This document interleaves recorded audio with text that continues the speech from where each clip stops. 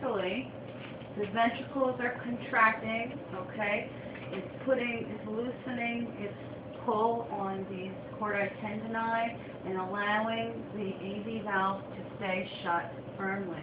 The force of the blood going into the great vessels will also force open these semilunar valves so blood can actually leave the right and left ventricles. The semilunar valves were closed during the previous diastole and remain closed during this period.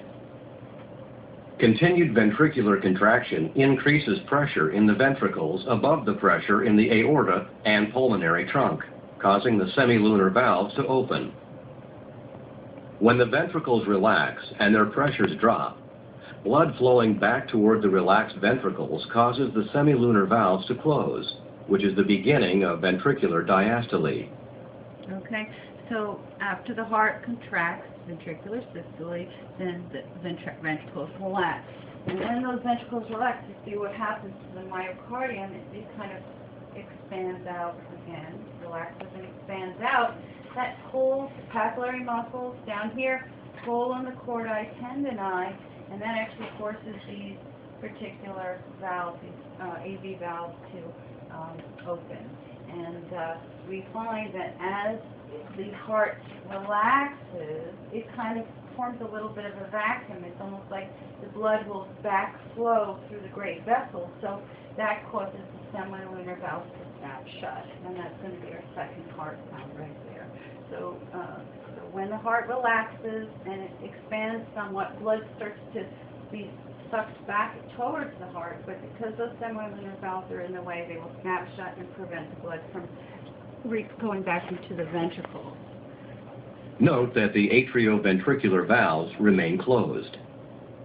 When the pressure in the ventricles becomes lower than the pressure in the atria, the atrioventricular valves open and blood flows into the relaxed ventricles. Now this is our quiescent period right here. Okay, we have a relaxed ventricle, we have relaxed atria, we have blood coming in through all of our veins into the right and left atria, and it's flowing through those relaxed chambers, through the open AV valve, into the ventricles. This is where 70% of filling takes place. This is where we started our cardiac cycle in the lecture. This accounts for most of the ventricular filling. The atria then contract and complete the ventricular filling. Now we have atrial,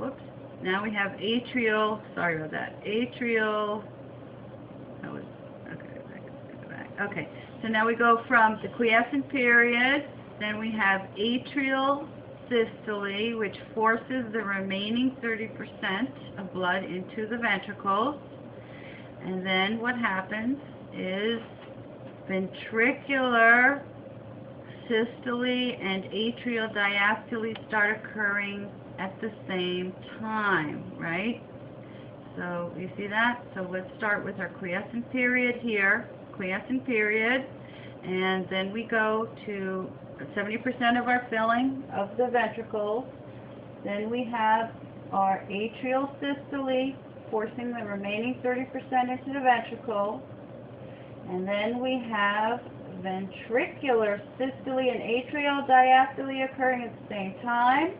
That closes the AV valve, causing our first heart sound. Blood is forced into the great vessels, semilunar valves open, see that? And blood is forced out of the ventricles. Then the ventricles will also relax, joining the relaxed atria, and we go back to our quiescent period. Okay, and our semilunar valves will shut, making our second heart sound. You see that? Can you go back to the ventricular?